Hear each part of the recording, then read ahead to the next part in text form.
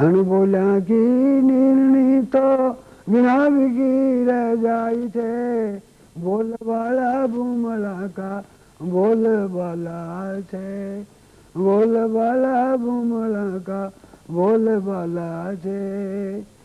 मेरो बाला माटा बरन मा भी कौन बोबो कौन दे, मेरो बाला टाबरन मा भी बोबो कौन दे, बोल वाला टाब रो बाला टाबरा का बोल वाला छे। मैं 13-14-15 साल का होगा उस वक्त।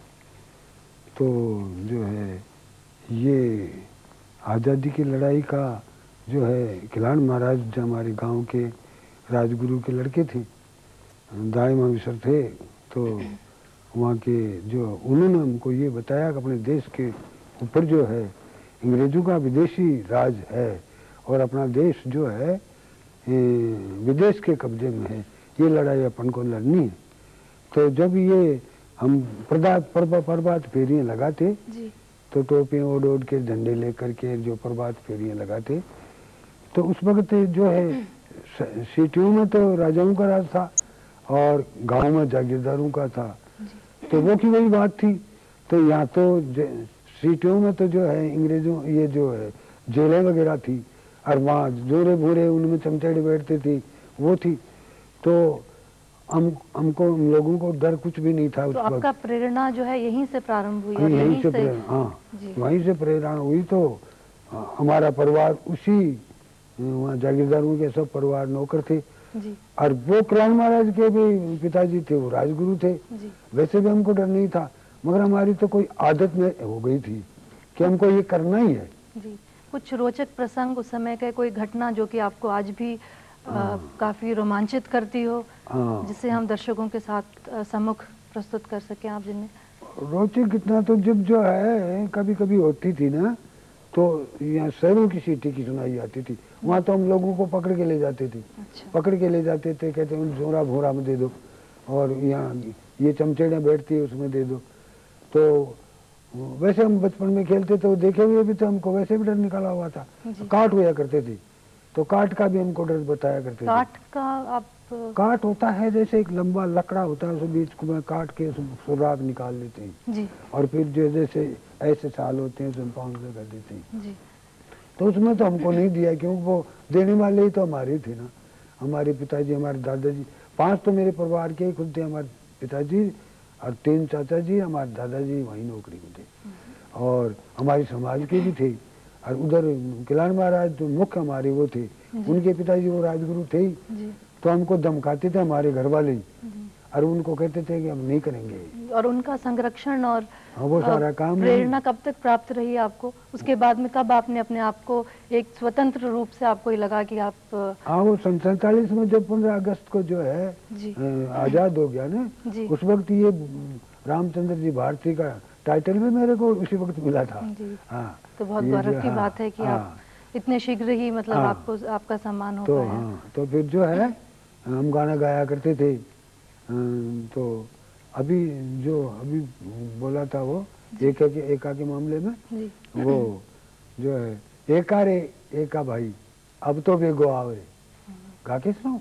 जी जरूर। हाँ, एका रे एका भाई अब तो बेगो आवे भाई, अब तो बेगो आवे रे, थारे रे आया सू कारज होए लो, ठाडा रे ठाडा बेरी अब तो न कर चाल बेरी, अब तो न कर चाल रे, ये नमला भी चेतला थारा जीवन।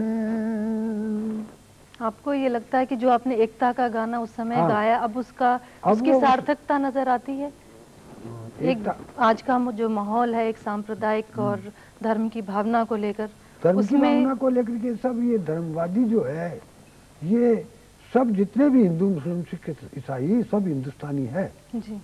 सब हिंदुस्तानी है, ये तो धर्म ज्वाइन कर रखा। अब आज भी देखिए आप कि इधर जो है वो भील वगैरह सब ईसाई है, ईसाई धर्म को मानते रहे हिंदू। ऐसे ही मुसलमान भी है, ये मुसलमान धर्म अपनाया हुआ, जैसे जैन धर्म अपना रखा, वो सब जाती हैं। आज इस वक्त वो बालियों के सिर में भी कहीं मिल रहे हैं, कई राजा स्वयं मत मोरे, ये तो मतमतान है सारे हिंदुस्तानी। हिंदुस्तान में जो भारत का रहने वाला वो सब भारत के नागरिक हैं। अब ये धर्म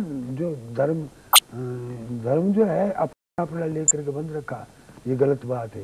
राजनीति में इसका क्या लेना देना, मतलब देश तो एक हमारा एक है, एकता रहनी चाहिए। और उस वक्त नारा भी हम यही बोलते थे, हिंदू मुस्लिम सिख ईसाई हम है सब भाई भाई। जब वो एकता आई, आजादी आई, ये फिर देश का बंटवारा होने के बाद जो कुछ थोड़ा फेर फर्क आ गया।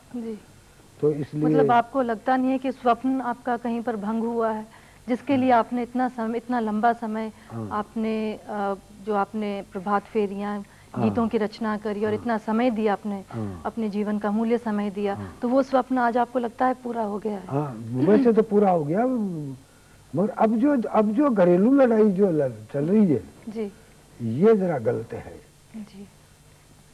और मेरा तो अब भी ये विश्वास है जी कि जो चुनाव होने के बाद कोई 2 साल चलता है, कोई 2.5 साल चलता है, और फिर कहो चुनाव कराओ, तो ये तो देश को खड्डे में ले जाना है। अच्छा, एक और प्रश्न, उस समय जो है राजस्थान भी अपने आप में बटा हुआ था, जैसा मैंने अभी जिक्र किया कि अंग्रेजी सत्ता के नियंत्रित राजशाही के अधीन था।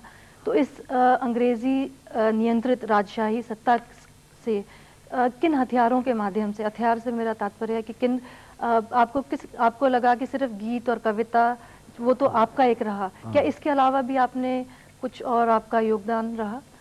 हथियार बस लोगों को एक संदेश पहुंचाने के अलावा? आंदोलन का ही रहा जी, आंदोलन के रहा। उस वक्त यही था कि इधर मारता तो फिर दूसरा इधर कर दो, यही हथियार था। आखिरी जो है इन्हीं हथियारों से जो है अंग्रेजों ने मात खा करके देश छोड़ा है। ये देख लिया कुछ भी हो, इधर मारता तो कब के इधर मार ले जी, ये हथियार हमारे पास था जी। हाँ, ये जो आज का जो जिस प्रकार एक माध्यम है और साहित्य वगैरह है, उस समय का जो तत्कालीन साहित्य और जो प्रसार माध्यम था, उनका उस समय के ये स्वतंत्रता संग्राम में क्या कुछ किसी प्रकार का प्रभाव आपको लगता रहा है? उस वक्त जो गांव के स्तर पर, हाँ, वैसे तो गांव के स्तर पर ऐसा था कि वो उस वक्त जो है बस हमारे तो वैराग्य था, और जिस मामले में अब भी चलते हैं तो उसी वैराग्य में चलते हैं जी। आगे मालिक कैसे भी करें, जैसे जहाँ बंद गए जी, वो काम करना ही है, लेकिन और मालिक हमारा वो सब पूरा करता है। हमारे तो ठेर से देखा आया है कि जिस काम में कदम सच्चाई पे बढ़ा लिया तो हटे नहीं। अच्छा, आपने इतना जीवन जिया है, दोनों प्रकार के भारत देखे हैं आपने, आज़ादी से पहले संग्राम करते हुए और उसके बाद में उन आने वाली पौध के बारे में, नई पीढ़ी के बारे में ऐसा है कि ये ऐसी बात है कि वो जो है कि ये जरूर एकता फिर से आएगी, ऐसी कोई बात नहीं है जी। सुधार तो होगा, क्योंकि ऐसा जो है संविधान बना है, संविधान बना है, जो जो बातें जो है जी, वो सब बातें पूरी होकर की रहेगी जी। आप चलते चलते गाना सुनाएंगे हमें?